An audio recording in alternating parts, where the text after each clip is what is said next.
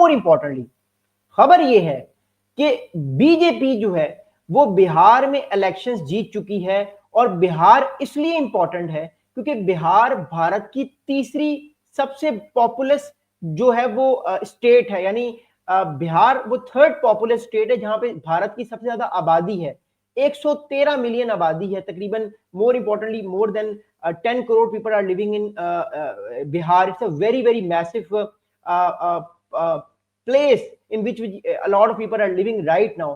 तो बिहार इलेक्शंस जो है उनका होना और बीजेपी का ये इलेक्शन जीतना एक इसलिए भी अहम बात है बिकॉज मोर इंपॉर्टेंटली 4 साल बाद 2029 में इलेक्शंस होने वाले हैं इंडिया में, और वो इलेक्शंस बड़े जरूरी हैं। लेकिन याद रखिएगा बिहार जो स्टेट है वो एज ए स्टेट इसलिए बड़ी इंपॉर्टेंट थी बीजेपी के लिए बिकॉज जो कांग्रेस थी वो समझा जा रहा था कि उसका अलायंस जो है वो ये इलेक्शन जीत जाएगा। इवन हम खुद भी एंटिसिपेट कर रहे थे कि बिहार में बीजेपी का इलेक्शन जीतना इतना आसान नहीं है। लेकिन एक बात तय है कि जो प्राइम मिनिस्टर मोदी हैं इंडिया के, उन्होंने जो अपनी पॉपुलैरिटी है उसको सोशल मीडिया के थ्रू, पब्लिक नैरेटिव के थ्रू अपना एक कल्ट, अपना एक इमेज ऐसा बना लिया है कि no doubt people are liking him. और इवेंचुअली जो जेन जी ने इस बार वोट दिया उसमें मोर देन 200 सीट्स जो है वो बीजेपी का जो अलायंस, जो ग्रैंड अलायंस, जो एक डेमोक्रेटिक ग्रैंड अलायंस जो लीड कर रहा था, वो अलायंस ये इलेक्शन जीत चुका है। और उसके बाद जो है वो कांग्रेस की हवाले से बहुत सारे सवालात पैदा हो रहे हैं कि क्या कांग्रेस अपने आप को आने वाले टाइम पे सरवाइव कर पाएगा, क्या कांग्रेस अपने आप को आने वाले टाइम पर जितवा पाएगा या इवन सरवाइव कर पाएगा। बिकॉज जो बीजेपी है उसने इस बार इलेक्शन से बहुत सारी सीट जीती हैं। इससे पहले कि मैं आगे की बात करूं, मैं आपको एक बहुत अहम जो है वो एस्टिमेट बताना चाहता हूं। जो बीजेपी ने इलेक्शंस जीते हैं इसमें दो मेजर अलायंसेस थे जो एक दूसरे के खिलाफ इलेक्शन लड़ रहे थे। एक जो अलायंस था उसका नाम था एनडीए, नेशनल डेमोक्रेटिक अलायंस। जो नेशनल डेमोक्रेटिक अलायंस है उसने 202 सीटें जीती हैं, 202 सीट्स जीती हैं नेशनल डेमोक्रेटिक अलायंस ने।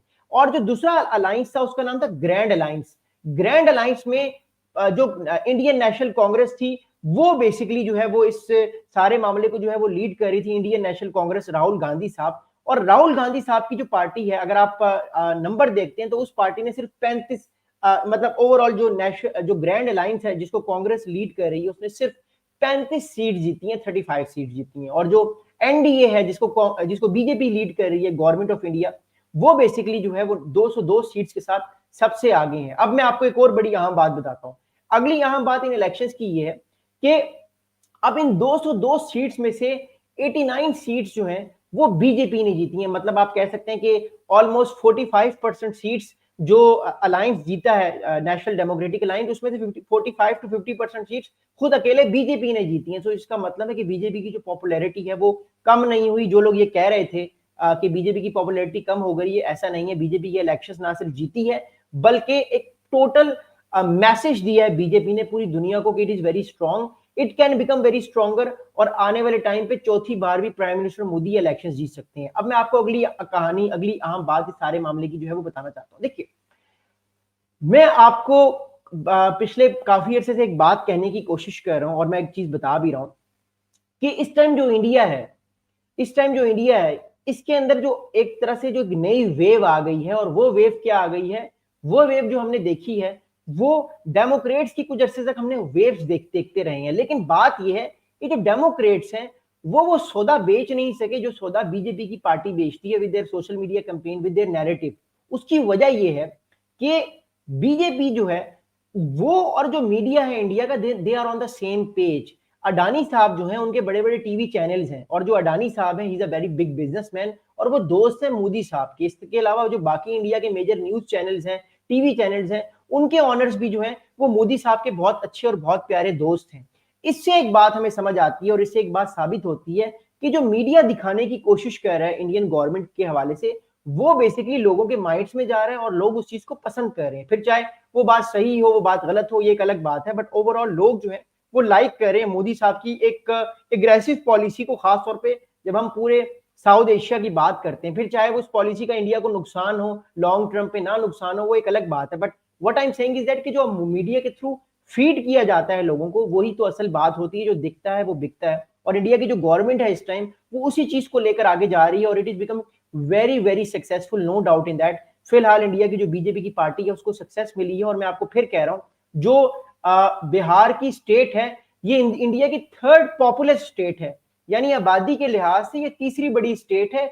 इस स्टेट में इतनी बड़ी मेजोरिटी के साथ इंडिया की जो डेमोक्रेटिक अलायंस है, खासतौर पे जो बीजेपी का अलायंस है, उसको जीतना एक मैसेज जाता है बाकी पार्टीज को कि वो अब इतनी पावर नहीं रखती। बीजेपी जो स्ट्रॉन्ग होल्ड है वो अगले इलेक्शन में भी हमें दिखता हुआ नजर आएगा, 2029 के इलेक्शन में भी दिखता हुआ नजर आएगा। अगली बात मैं आपको बताना चाहता हूं, अगली अहम इंपॉर्टेंट बात, इसको समझना और इसको अंडरस्टैंड करना बहुत जरूरी है। देखिए, मोर इंपॉर्टेंटली जो हमारे पास एक चीज समझ आ रही है, जो मैं इस टाइम मीडिया आउटलेट्स को भी देख रहा हूं, अब मीडिया आउटलेट्स ये कह रहे हैं कि these elections have been viewed as a key test of Modi's popularity specially among Gen Z. Bihar is India youngest state. अब जो बिहार है वो बेसिकली इंडिया की यंगेस्ट स्टेट है, यानी सबसे ज्यादा यंग लोग इंडिया की पॉपुलेशन में से बिहार में रहते हैं। तो जेन जी ने किसको चूज किया है? जेन जी ने बीजेपी और बीजेपी का जो ग्रैंड डेमोक्रेटिक अलायंस है उसको चूज किया है। और किसको रद्द किया है?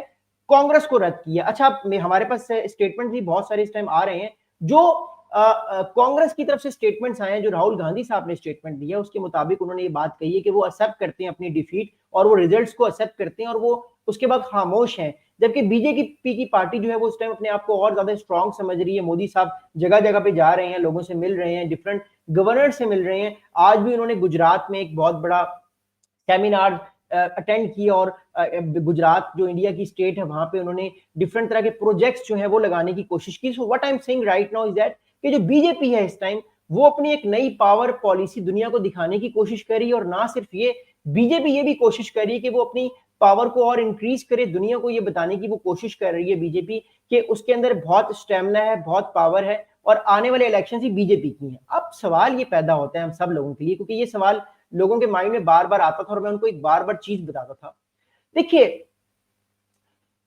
बीजेपी की गवर्नमेंट को या बीजेपी के जितने भी मेंबर्स हैं, अमित शाह साहब हो गए, योगी साहब हो गए, या जितने भी बड़े बड़े बीजेपी के मेंबर्स हैं, या बीजेपी की जो कोर आइडियोलॉजी है, या आरएसएस का जो उनके साथ जो भी लिंक है, इन सब लोगों को एक बात समझ आ गई है कि मोदी साहब जो है वो, उनका स्टेचर इन सबसे बड़ा है। वो कैसे?